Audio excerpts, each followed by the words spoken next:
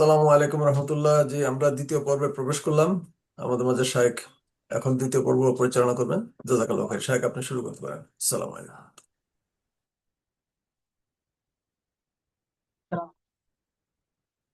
الحمد لله.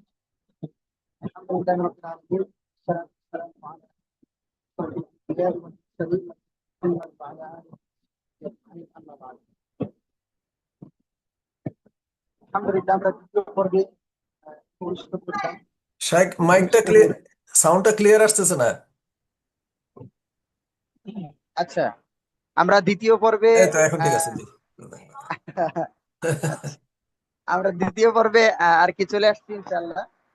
আহ, এবার আমরা দ্বিতীয় পর্বে আলোচনা করব আল্লাহ সুবহানাহু ওয়া তাআলা সমস্ত মাখলুকের উপরে সমুন্নত আছেন এই বিষয়টা নিয়ে, এবং কোরআন থেকে ইনশাআল্লাহ তাআলা দলিল পেশ করা হবে। পাশাপাশি রাসূল করিম সাল্লাল্লাহু আলাইহি ওয়াসাল্লাম থেকে যদি আমরা দু একটা হাদিস পেশ করতে পারি।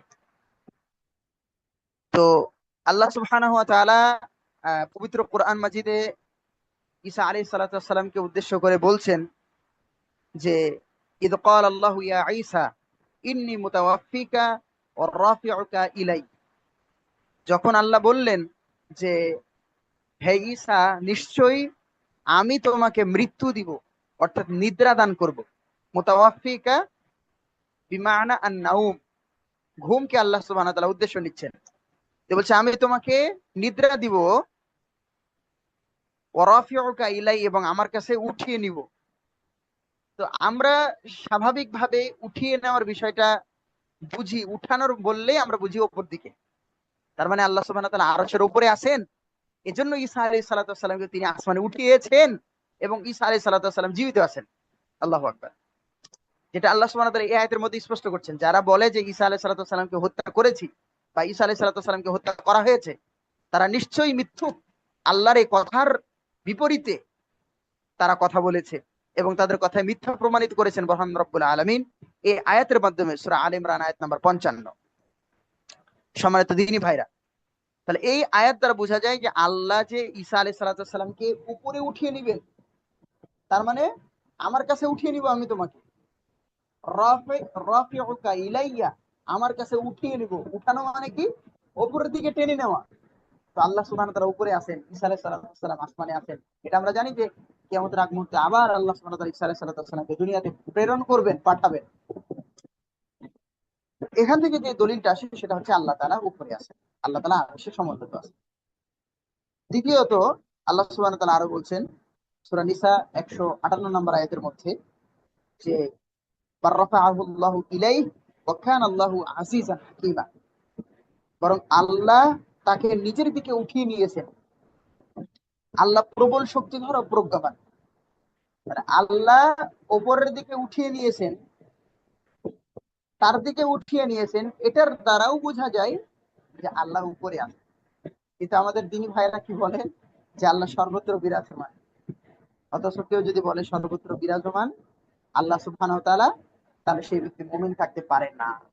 সেই জন্য আমাদেরকে বিশ্বাস করতে হবে, ঈমান রাখতে হবে কোরআনের এই আয়াতের প্রতি, এই আয়াতগুলোর প্রতি, যেখানে আল্লাহ সুবহানাহু ওয়া তাআলা বলছেন যে আমি তোমাকে উপরে উঠিয়ে দিব, তোমাকে উপরে উঠিয়ে নেওয়া হবে, আমার দিকে উঠিয়ে নিব। তার মানে আল্লাহ সুবহানাহু ওয়া তাআলা উপরে আছেন।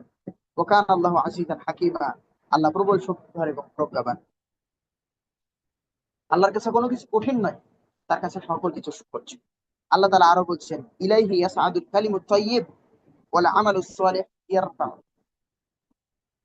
পবিত্র বাক্যসমূহ তার দিকেই উঠে এবং সৎকর্মকে তিনি উন্নীত করেন। সূরা ফাতির আয়াত নাম্বার 10। তাহলে পবিত্র বাক্যসমূহ তার দিকে উঠে এবং সৎকর্মকে তিনি উন্নীত করেন, এটার অর্থ হচ্ছে আল্লাহ সুবহানাহু ওয়া তাআলার দিকে, মানে উপরের দিকে উঠে যান সৎকর্মগুলো। আল্লাহু আকবার।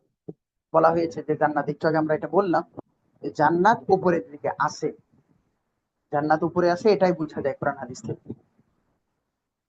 তো সেই জান্নাত আল্লাহ সুবহানাহু ওয়া তাআলা সৃষ্টি করেছেন এবং সেটি উপরের দিকে রয়েছে।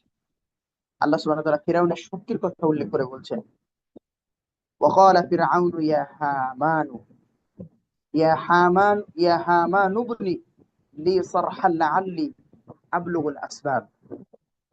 أسباب السماوات فأطلع إلى إله موسى وإني لأظنه كاذبا وكذلك زين لفرعون سوء عمله وصد عن السبيل وما كيد فرعون إلا في تباب আল্লাহ সুবহানাহু ওয়া তাআলা বলছেন, ফেরাউন বলল, হে হামান, আমার জন্য একটি সুউচ্চ ইমারত নির্মাণ করো।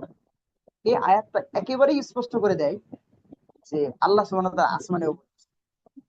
এবং এটা যে প্রমাণিত সত্য ইসলামিক ঘটনা, যেটা আল্লাহ কোরআনে আয়াত হিসেবে নাজিল করেছে, ঘটনা রাসূল সাল্লাল্লাহু আলাইহি ওয়াসাল্লামকে জানিয়েছে। কারণ পূর্ববর্তী বহু ঘটনা আল্লাহ কোরআনে নাজিল করেছেন মুহাম্মদ সাল্লাল্লাহু আলাইহি ওয়াসাল্লামকে জানানোর জন্য, শিক্ষাদানের জন্য। আল্লাহ বলেও দিয়েছেন মুহাম্মদ সাল্লাল্লাহু আলাইহি ওয়াসাল্লাম, এই আয়াতের মধ্যে, এই ঘটনার মধ্যে আপনার জন্য শিক্ষা আছে। সুবহানাল্লাহ।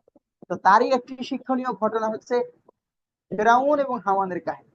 ফেরাউন সে হামানকে বলছে, তার ভাইকে বলছে, হামানকে বলছে যে আপনি তুমি সুউচ্চ ইমারত নির্মাণ করো যাতে আমি রাস্তা সমূহ পর্যন্ত পৌঁছতে পারি। আল্লাহর কাছে পৌঁছার জন্য সে সুউচ্চ বিল্ডিং, প্রাসাদ, ইমারত নির্মাণ করতে বলছে। অর্থাৎ আসমানের রাস্তা এবং মুসার ইলাহকে উকি দিয়ে দেখতে পাই।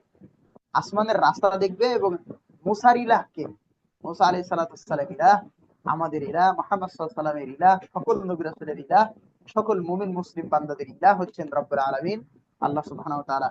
সে আল্লাহকে দেখার জন্য সে ইমারত নির্মাণ করতে বলছে। সে আমি আসমান দেখবার, মুসার ইলাহকে দেখব, সেজন্য তুমি উঁচু করে ইমারত নির্মাণ করো। মুসাকে মিথ্যাবাদী বলেই আমার মনে হয় ফেরাউন বলছে।